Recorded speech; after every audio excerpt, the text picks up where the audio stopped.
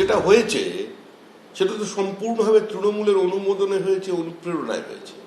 কিন্তু এর অনুমোদন এবং অনুপ্রেরণা, এই বিভাজনের রাজনীতি কোথাও কোথাও যে দেশবিরোধী শক্তিকে স্বাগত জানাতে সাহায্য করে বা তারা কাজ করে, সে বিষয়টা বোঝার মতো অবস্থায় তৃণমূল কংগ্রেসের নেই।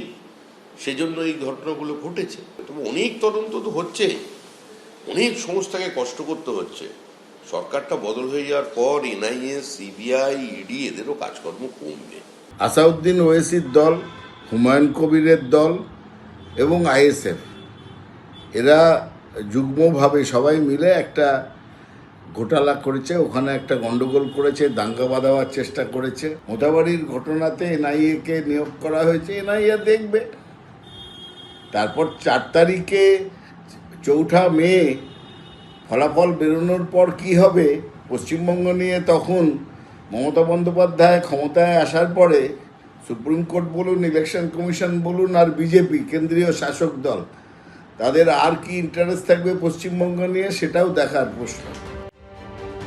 1.5 মাসে দ্বিতীয়বার ফের নজিরবিহীনভাবে সংবিধানের 142 ধারা প্রয়োগ করল সুপ্রিম কোর্ট। এসআইআর মামলার পর এবার মোথাবাড়ি কাণ্ডে ফের সংবিধানের 142 ধারা প্রয়োগ করে এনআইএ-কে তদন্তভার দিল সর্বোচ্চ আদালত। এই আবহে বুধবার তদন্তে কালিয়াচক 2 নম্বর বিডিও অফিসে পৌঁছয় এনআইএ। গত বুধবার মোথাবাড়িতে বিভীষিকাময় পরিস্থিতির মুখে পড়েন জুডিশিয়াল অফিসাররা। বিডিও অফিসে ঘন্টার পর ঘন্টা ঘেরাও, মাঝরাতে উদ্ধারের পরেও রাস্তায় গাড়ি আটকানোর চেষ্টা, ইট বৃষ্টি, কিছুই বাদ যায়নি।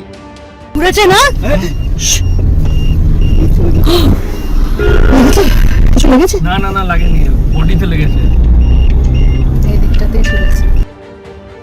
এই ঘটনার তদন্তে বুধবার বিডিও অফিসে পৌঁছয় এনআইএ। সূত্রের দাবি, তদন্তে সেখানে নিরাপত্তার অভাব ধরা পড়েছে।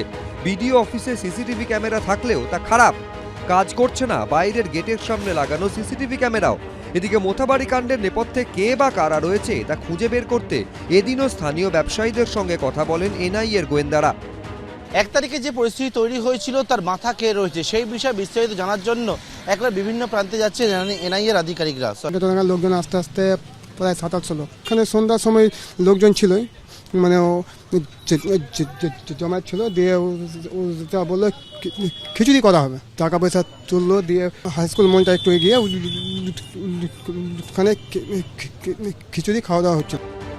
এনআইএ সূত্রে খবর, এদিন ফের বিএলওদের সঙ্গে কথা বলেন এনআইএর গোয়েন্দারা। পার্থপ্রতিম ঘোষ, এবিপি আনন্দ, মালদা। এবিপি আনন্দ, এগিয়ে থাকে, এগিয়ে রাখে।